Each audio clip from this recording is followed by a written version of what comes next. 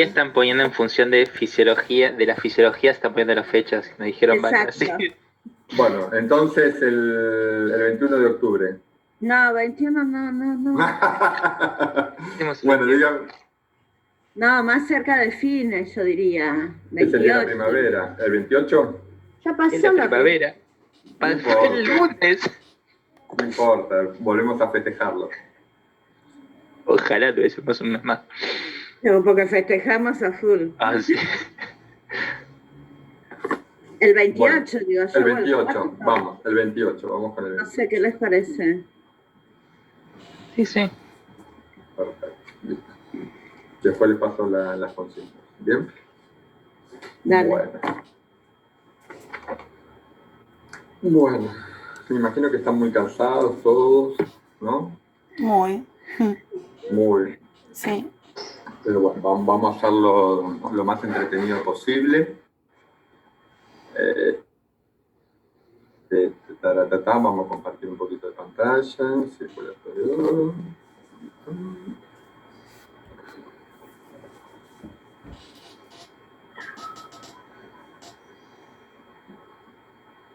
¿Se ve? Sí. Circulatorio, dice. ¿Cómo está Fivertel, mamita? Bien. Nosotros habíamos visto primero las características y ya sabemos de antemano las características centrales del sistema circulatorio. Vimos las características propias que ocurren en el interior del corazón, que es lo que hacen que el corazón pueda bombear desde su automatismo. Vimos la capacidad de bomba que va teniendo el corazón a partir de la información por las descargas que se producen en el nódulo sinusal, llevado por los haces internodales, el nódulo auriculoventricular, el haz de hasta que se produce todo ese proceso de polarización y repolarización desde el sistema ese cardionector, y tener presente siempre que más allá del grado de autonomía que tenga la fibra muscular cardíaca y dentro de ese lado el grado de poder facilitar su propia contracción, siempre se encuentra regulado por el sistema nervioso autónomo a través de los nervios simpáticos y parasimpáticos. Tanto lo que es el corazón, que ya la semana pasada o en el último encuentro vimos cuáles son las características de la regulación del simpático y del simpático, lo que aumentan o disminuyen las propiedades del músculo cardíaco, la conductividad, el automatismo, la conductibilidad, la contractibilidad y la excitación. Lo que nos queda ver ahora a nosotros es cuáles son los mecanismos fisiológicos que ocurren en el interior del sistema circulatorio que permite el flujo sanguíneo, que la sangre pueda circular a partir de la presión que se ejerce en el corazón hacia la sangre, y qué características tiene el sistema que permite este proceso de circulación, ¿no? Hasta ahora nosotros sabemos que el sistema es un sistema que se mantiene por presiones dentro de un sistema cerrado, una presión inicial que ocurre en el interior del ventrículo izquierdo, que es donde se da la sangre, que se le da a la sangre esa presión para que la sangre pueda circular por el interior de los vasos sanguíneos. Y lo que tenemos que definir ahora es lo que es el flujo.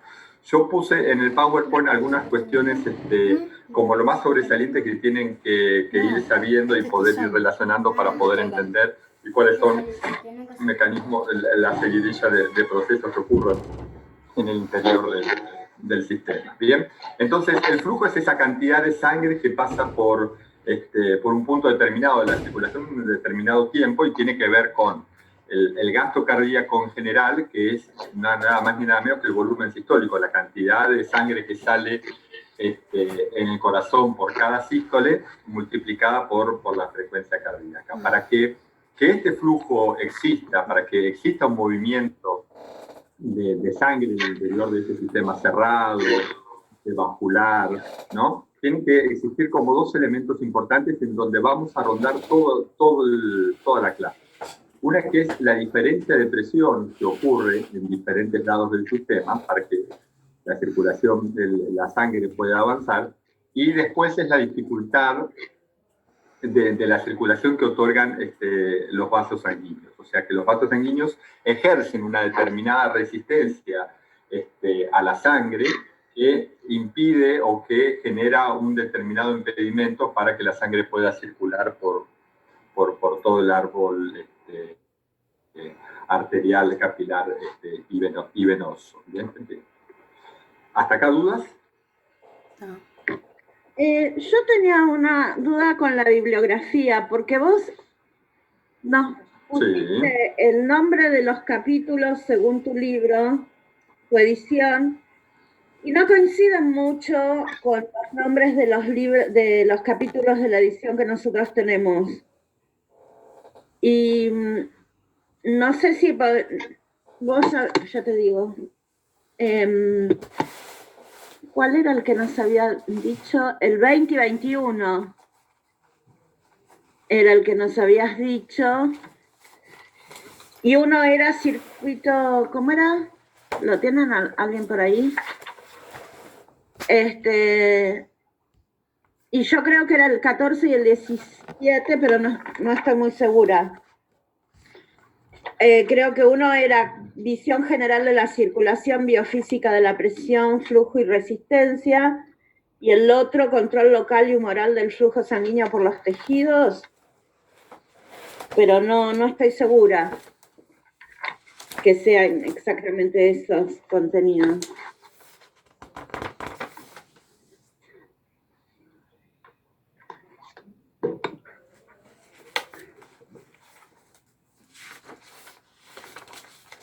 Lo perdimos.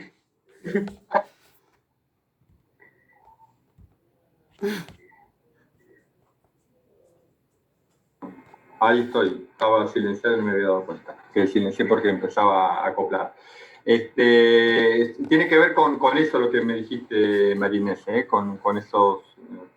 Bien, pues como el 19 que nos habías mandado a la gran circulación, yo no estaba segura. Y era, pero, sí. Bien, perfecto. Pero, Ine, el 19, en el nuestro, creo que vos también lo tenés, es la función dominante de los riñones. Sí, ya sé, por eso. Por eso, ese no. No, perdón, 17. El 17 sí. 14 y 17. Sí, ese sí. Ahora ya, sí. Perfecto. Sí. Hoy me voy a fijar, lo tengo guardado, la versión nueva. Yo me estaba manejando con las fotocopias. Lo voy a bajar y voy a fijarme y les voy a decir bien cuáles son los capítulos de la versión nueva.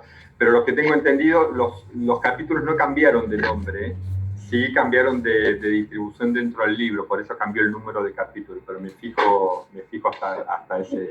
Estos nombres son distintos. De hecho, yo los imprimí y ves que no están distintos los nombres. ¿Qué dice? ¿Biofísica? Esto es muy mal. Visión general de la circulación. Sí. Bueno, veamos ahora y después lo miran con lo que ustedes tienen ahí. Dale, bien, vale. Entonces, tenemos dos elementos. Para que la sangre pueda fluir, tiene que haber una diferencia de presión entre algún punto del sistema y hay un elemento que es que impide, más allá de la diferencia de presión, que es esta resistencia vascular que generan los vasos sanguíneos para que la sangre pueda circular. Y vamos a ver que dentro de esa resistencia vascular, la sangre también juega un rol importante porque los componentes de la sangre le otorgan una determinada viscosidad a la sangre, que cuanto más líquida está la sangre o menos líquida está la sangre, mayor o menor resistencia ofrece a la circulación general. Vieron que a las personas cardíacas, por lo general lo que se le da es una aspirina como para hacer que la sangre esté como un poco más líquida y pueda circular, otorgándole menor resistencia al interior del vaso sanguíneo, ¿no? Cuanto más espesa es, cuando el vaso reduce su calibre, mayor resistencia al flujo hay. Vamos a ver ahora cómo hay. Ahí el Guyton ahí en el apunte les habla de lo que es la ley de Ohm, que es lo que regula el flujo a través de diferentes elementos. Y fíjense que, y vamos a verlo en esta imagen, el flujo está determinado por estos dos elementos, ¿no? Por una presión 1 y una presión 2, en esas dos presiones tiene que haber una diferencia de presiones, tiene que ser más alta en el punto 1 y más baja en el punto 2 para permitir el avance, y después la resistencia vascular periférica que le genera el vaso a la circulación de la sangre, ¿no? Nosotros podemos regular esa resistencia vascular periférica gracias a una característica que tienen los vasos sanguíneos, principalmente las arteriolas, que es los que regulan el flujo sanguíneo en el interior del sistema, a través de un proceso que habemos visto en algún momento, que es la vasoconstricción y la vasodilatación, ¿no? La vasoconstricción, recuerden, los vasos sanguíneos tienen un determinado calibre normal, que es en estado de reposo, y los flujos de sangre se van regulando a partir de una vasoconstricción y una vasorelajación para permitir que la circulación pueda, la sangre pueda fluir y un poco regular la presión arterial. Eso por un lado. Ahora, ese flujo de sangre que ocurre en el interior de los vasos sanguíneos es de dos tipos. Uno que es el flujo laminar, que es el flujo normal que se da a una determinada presión que le otorga el ventrículo izquierdo a la sangre para salir del corazón. Vamos a tomar el ventrículo izquierdo porque las que ocurren en el ventrículo derecho son despreciables, no son presiones como para tener en cuenta, pero sí en el ventrículo izquierdo. Entonces, con esa presión, que es la de 120 milímetros de mercurio, en una presión normal, se establece lo que es un flujo laminar. ¿Qué es ese flujo laminar?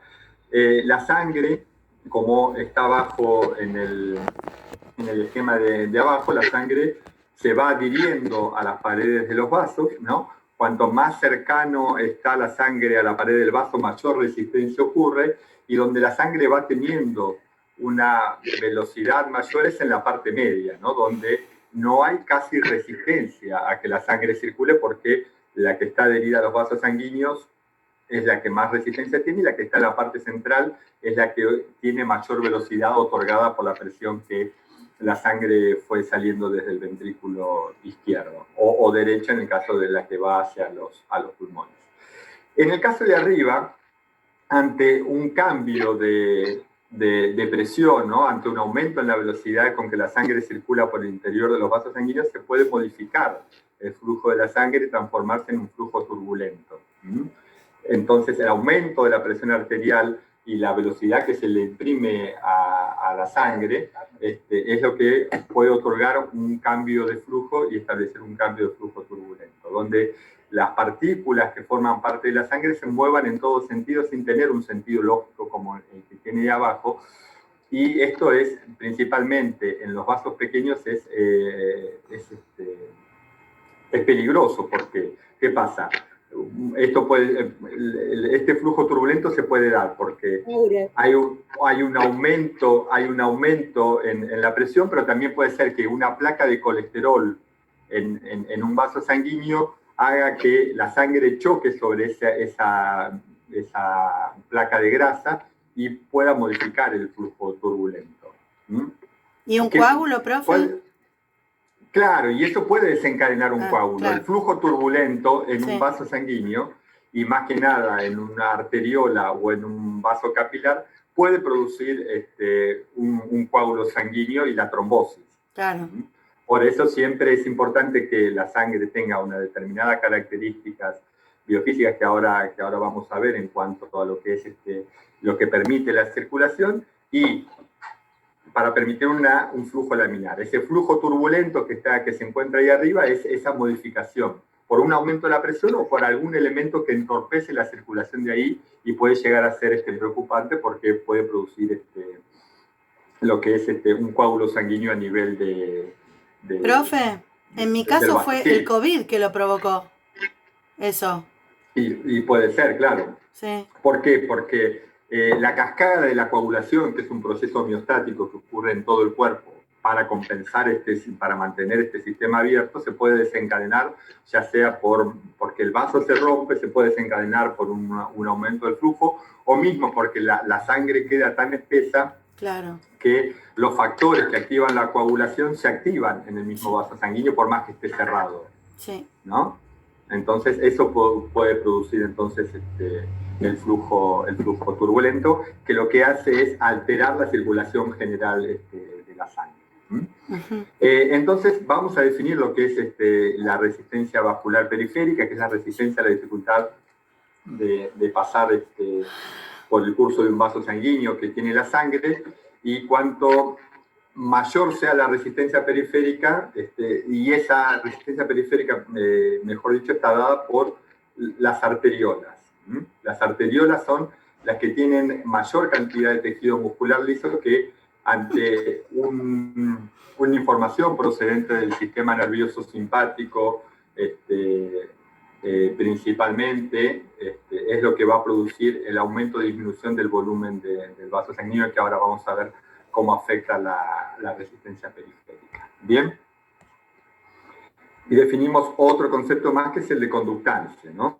Que es la cantidad de sangre que pasa por un volumen determinado, por un lugar determinado del tracto circulatorio, a través de un proceso de diferencia de presión. Esa diferencia de presión que nosotros vimos, y si volvemos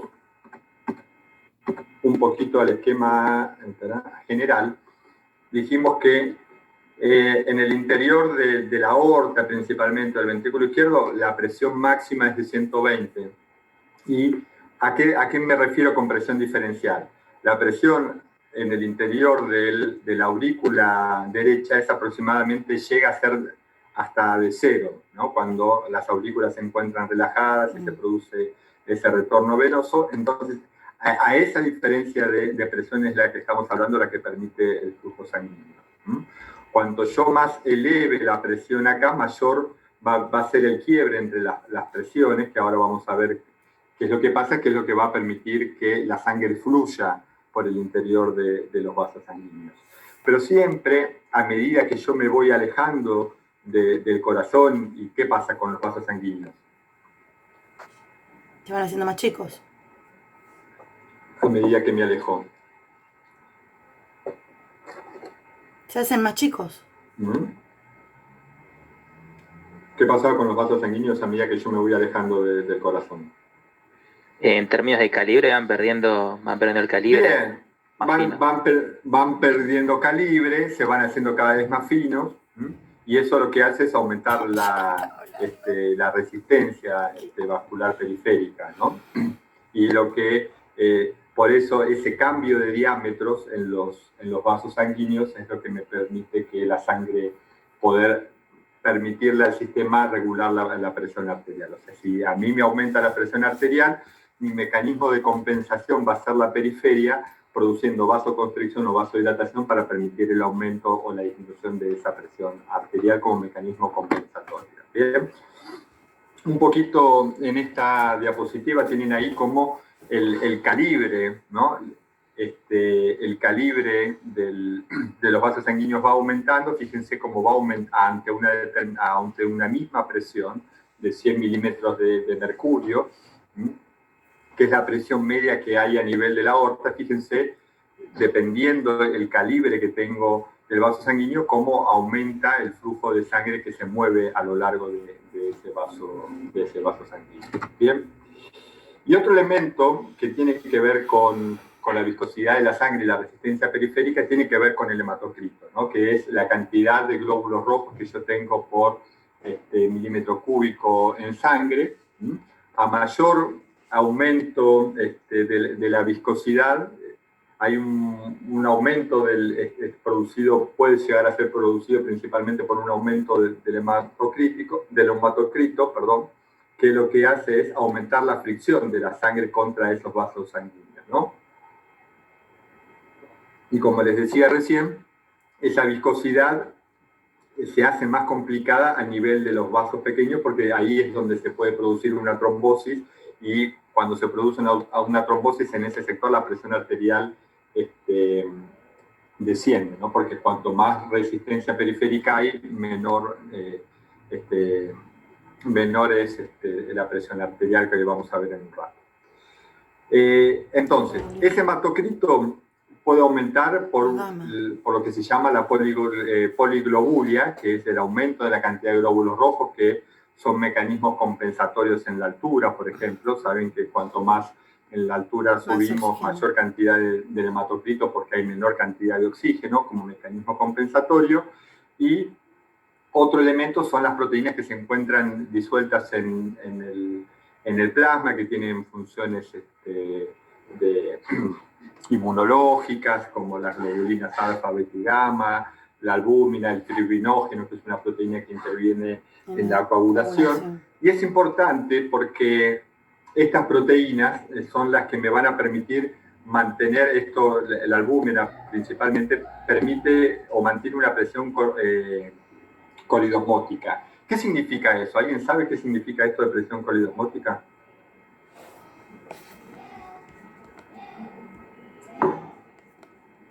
¿No? Bien.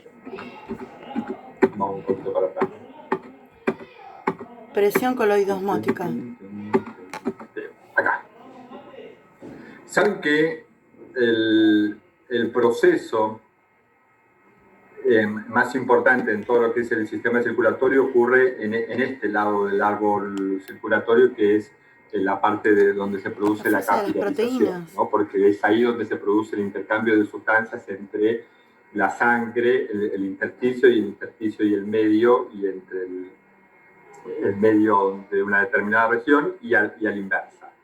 Entonces, los vasos sanguíneos, la sangre circula con una determinada presión, que es lo que permite que la sangre permite la difusión de sustancias de un lado al otro del sistema, ¿no? ¿Por qué no salen los elementos de los capilares? Porque y quedan los glóbulos rojos en los capilares principalmente, porque estas proteínas que se encuentran dentro del plasma lo que generan es esa presión, impiden que se termine de salir todo el agua del vaso sanguíneo. Por eso, ante el aumento de la presión y la diferencia de concentración de un determinado elemento, la presión que generan las proteínas en el interior del plasma impide que toda la sangre se vaya en ese proceso de difusión en cada una de las partes del aparato circulatorio, y es lo que permite mantener una determinada presión y le genera a la sangre una determinada densidad en cuanto a los componentes sólidos que va a tener.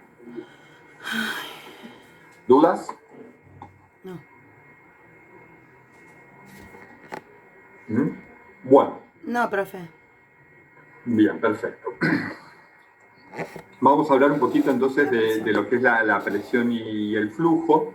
Entonces, lo que nosotros sabemos que el flujo está íntimamente determinado y relacionado con la presión y el calibre de los vasos sanguíneos.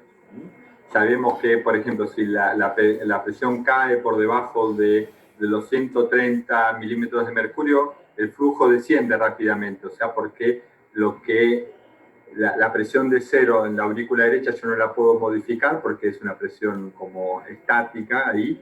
La que yo puedo ir alterando es la presión que se genera en el interior del ventrículo izquierdo, ¿no? Entonces, cuando baja esta presión de estos 130 milímetros de mercurio, es ahí donde se produce una detención del flujo, y volvemos a repetir esto.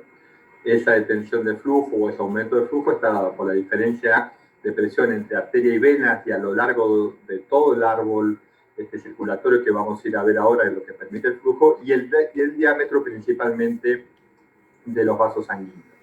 Hay algo que se llama presión crítica de cierre, que ocurre a los 20 milímetros de mercurio aproximadamente, cuando la presión baja tanto que llega a 20 milímetros de mercurio, se produce el cierre, porque se produce un colapso a nivel arterial. Las arterias se colapsan y deja de circular sangre. Por eso es importante el mantenimiento de la presión arterial, y se quiebra. Fíjense que una presión de 20 genera como casi no hay circulación, pero esto porque se produce un cierre completo de las arterias a nivel del vaso sanguíneo. Vamos a ver un poquito cómo yo puedo regular el tono de los vasos sanguíneos, y tiene que ver con principalmente cómo yo regulo el músculo liso que tienen en mayor medida las arterias y en menor medida las venas. Y todos los vasos tienen un tono vasomotor, o sea que es una información que le llega al vaso sanguíneo que le permite estar en un estado, si se quiere, de semicontracción permanente, ¿sí? Que lo que hace que el vaso sanguíneo tenga un tono permanente. Ese tono vasomotor que llega a través del sistema nervioso autónomo, que le dice al vaso constante mantenerte, no te colapses, tampoco te abras tanto, porque es lo que va a permitir el control de la presión arterial, ¿se entiende eso, no? Entonces, si yo tengo que modificar la presión, la resistencia vascular periférica, yo tengo que modificar ese tono del vaso, o sea, la señal que le dice al vaso contraete o relájate. ¿Bien? Entonces, vuelvo a reiterar esto. El tono vascular, el tono motor que tiene el vaso sanguíneo es eso que le permite estar en ese estado de semicontracción permanente. Y tiende a llevar el vaso a la vasoconstricción, que no ocurre siempre, pero tiende a llevar el vaso a la vasoconstricción. ¿Qué características tienen los vasos sanguíneos? Que no tienen inervación parasimpática, solamente tienen inervación simpática. Si yo quiero, si la presión arterial necesito modificar y necesito producir una vasoconstricción, fíjense, es el sistema simpático, es el que produce un aumento del tono vascular llevando al vaso sanguíneo a la vasoconstricción. ¿Sí?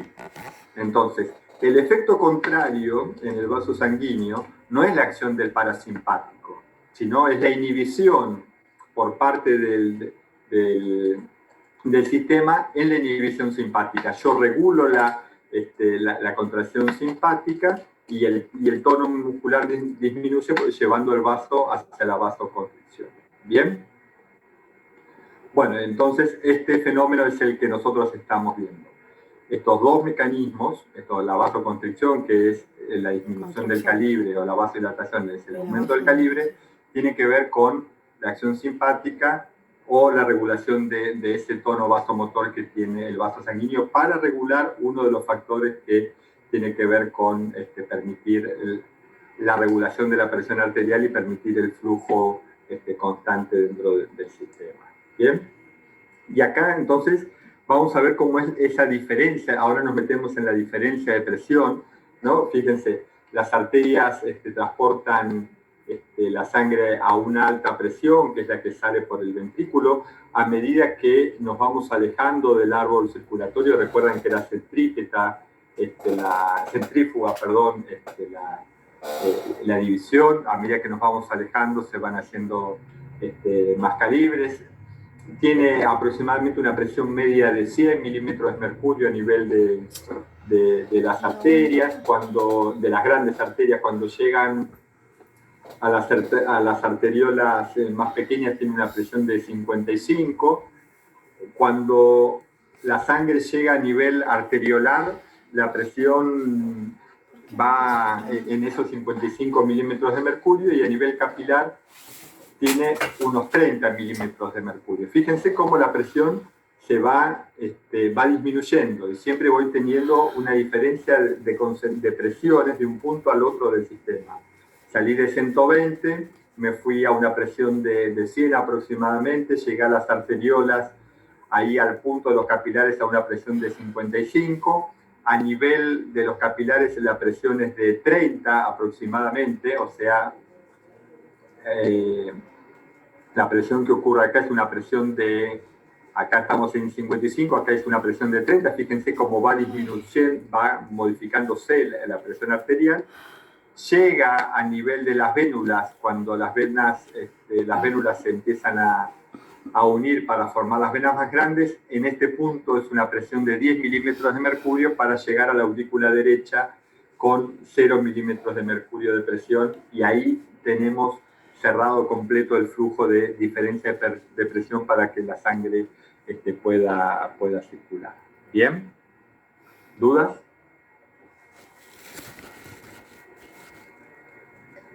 No, profe. ¿Nada? No. Nada. ¿Estás bien vos? Sí. Bueno, vamos un poquito con la presión diferencial, ¿no? Que es la diferencia entre la presión sistólica y la diastólica, y esa presión diferencial tiene que ver con unos 40 milímetros de mercurio, que es la que me permite el flujo.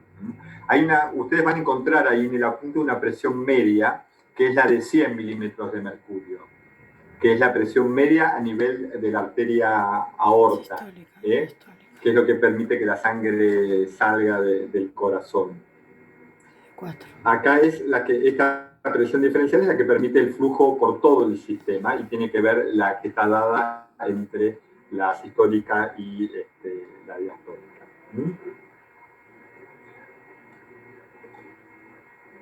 Y vamos a ver qué afecta a esa presión diferencial, que tiene que ver con el efecto sobre el volumen sistólico y la adaptabilidad arterial que tiene el sistema. O sea, acá hay un fenómeno que entra en juego. Si yo controlo la presión diferencial, lo que me queda controlar es esta, ¿no? La adaptabilidad arterial, que no es nada más ni nada menos que los fenómenos de vasoconstricción y vasorelajación para permitir el flujo sanguíneo. Nosotros algo del volumen sistólico, del gasto cardíaco habíamos visto, ¿no? Y habíamos dicho lo siguiente, que cuanto mayor es el volumen sistólico, mayor es la cantidad que tiene que acostumbrarse, que el corazón tiene que hacer lugar a esa cantidad de sangre. ¿Recuerdan? Cuanto mayor volumen sanguíneo hay, mayor capacidad de fuerza es la que generaba el corazón, ¿no? Porque la fibra muscular cardíaca lo que hace es cuanto mayor se extiende en esa capacidad de diástole, es lo que permite que los filamentos de actina y miosina se acomoden mejor para optimizar el sentido de la fuerza. Entonces, cuanto mayor es la presión sistólica y mayor es la cantidad, la caída durante la diástole de presión, produce un aumento de la presión diferencial. Cuanto más aumenta esa presión diferencial en valores normales, mayor facilidad va a tener la sangre para circular dentro de este sistema, ¿sí? Y sumado a esto es la capacidad de poder recibir sangre que tienen las arterias, los vasos sanguíneos que tienen esa capacidad de poder relajarse para recibir el mayor caudal de sangre y poder ayudar a regular la presión arterial en el punto superior. Entonces, ¿por qué está determinada la presión arterial diferencial? Por el volumen sistólico, por la capacitancia arterial, o sea, es la cantidad de sangre que sale del corazón por sístole, o si se quiere por el gasto cardíaco, ¿no? Entonces tiene que haber una diferencia de presiones en sangre y la capacidad que tiene el sistema a partir de la vasoconstricción y la vasorelajación de ayudar a regular esa presión, ¿no? Saben, por ahí algo hemos hablado de esto, todos los órganos en sí tienen la capacidad de regular su flujo sanguíneo. Cuando mayor gasto de oxígeno y producción de dióxido de carbono, ese aumento en la concentración de dióxido de carbono localmente produce una vasodilatación de los órganos, permitiendo que mayor caudal de sangre circule por ese lecho vascular y aumenta en ese lugar una diferencia de presión, ¿no? De la sangre que entra y la sangre que sale, facilitando y permitiendo el flujo de sangre por ese sistema. O sea que con esta capacidad de vasoconstricción y vasorelajación que tiene el sistema es como se va, y junto el volumen sistólico que vamos a ver la semana que viene, vemos cómo todo lo que es la presión arterial se va regulando. ¿Y qué es la presión arterial? ¿Cómo vamos a definir a la presión arterial? Fíjense nada más ni nada menos que por el gasto cardíaco, por la resistencia periférica. Entonces lo que nosotros vamos a ver la semana que viene es cómo compenso yo el gasto cardíaco y cómo compenso la resistencia periférica para mantener los valores normales de presión arterial. Y la semana que viene lo que vamos a hacer es ir viendo todos los, a ver si soporta lo que vamos a ir viendo es todos esos mecanismos rápidos o lentos que intervienen en la regulación de la presión arterial. Entonces, para resumir la clase de hoy, tenemos que entender el flujo, que el flujo está determinado por la diferencia de presión y la resistencia vascular periférica, incluido la viscosidad de la sangre, porque genera resistencia que pueda circular por esos vasos sanguíneos, ¿no? Vimos la presión arterial diferencial, que es la diferencia entre la sistólica y la diastólica, que es la que permite el flujo de sangre, ¿no? Y que la diferencia de presión entre el árbol arterial y el venoso es lo que me va permitiendo a lo largo de todo el sistema que la sangre vaya circulando. Y la compensación a partir del vaso sanguíneo, que es por la vasoconstricción o la vasodilatación.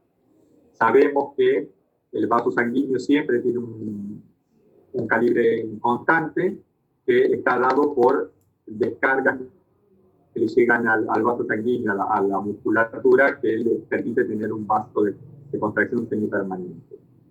Cuando aumenta la descarga simpática sobre el vaso sanguíneo, el vaso se contrae, y si se relaja y se impide la descarga tónica, o sea, si se inhibe la descarga tónica, el vaso va a tender a vasodilatar y no a vasocontraer. ¿Bien? ¿Listo? Bueno, ahora me fijo un rato o mañana lo de los capítulos del Galton y se los paso. Bueno. Perfecto. Así Bueno. manejamos ¿me escuchan? A ver ahí. Escuché un perfecto, así todo distorsionado, pero ¿está todo bien, seguro? Sí. Sí, se está entrecortando ahora, me parece. Debe haber bajado la señal o algo por el estilo. Pero bueno, terminamos por hoy. Nos vemos el viernes. Leo los planes que tengo colgados, los que me tienen que mandar planes me mandan y nos vemos el viernes. ¿Listo? Bueno. Perfecto, muy bien. Un beso, hasta luego. Chao, Chao, chao, hasta chao. luego. Chao, chao.